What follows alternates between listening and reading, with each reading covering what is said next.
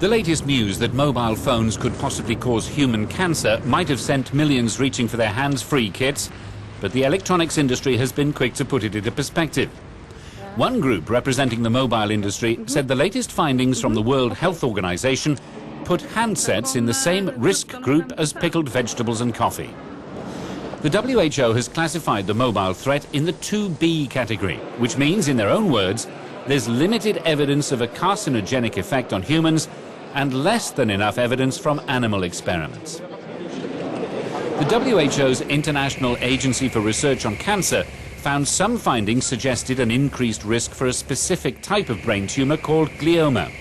The statement said there wasn't enough evidence to draw conclusions on other types of cancer.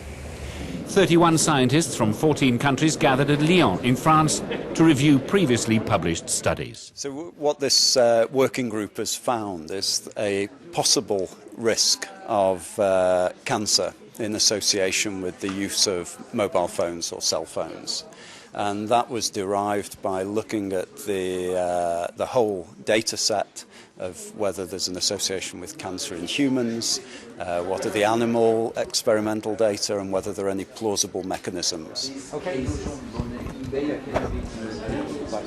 Tobacco, for example, is long a known human carcinogen, and we have evidence going back 50 years that is very, very strong. Here, fortunately, the evidence says only possibly, and I think it's an indication that we need to continue to watch and track what is happening with brain tumors and do studies that will inform us as to whether there is a potential causal link.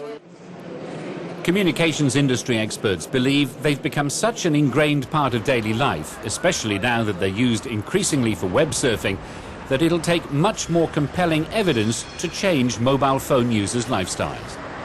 They point to the fact that the IARC didn't conduct any new research before issuing these latest conclusions.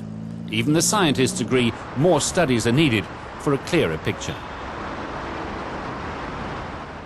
So several of the epidemiological studies looked pretty closely at this question. It seems logical that if cell phones were to contribute to the causation of cancer, the tumor would be more likely to be on the side where people use the phone. And there's some indication that that is in fact the case. There have been numerous studies on the safety of mobile phones. Last year, research was published that had looked at 13,000 cell phone users over 10 years.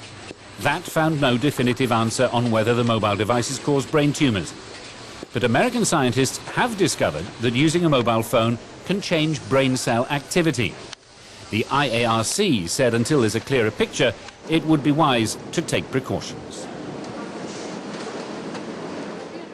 There are approaches you can take to use texting or to use hands-free systems to reduce or limit your exposure whilst we're in this period of uncertainty. They first appeared in the 1980s as big and expensive accessories for the rich. But the mobile has now become a common and essential partner for an estimated 5 billion users around the world.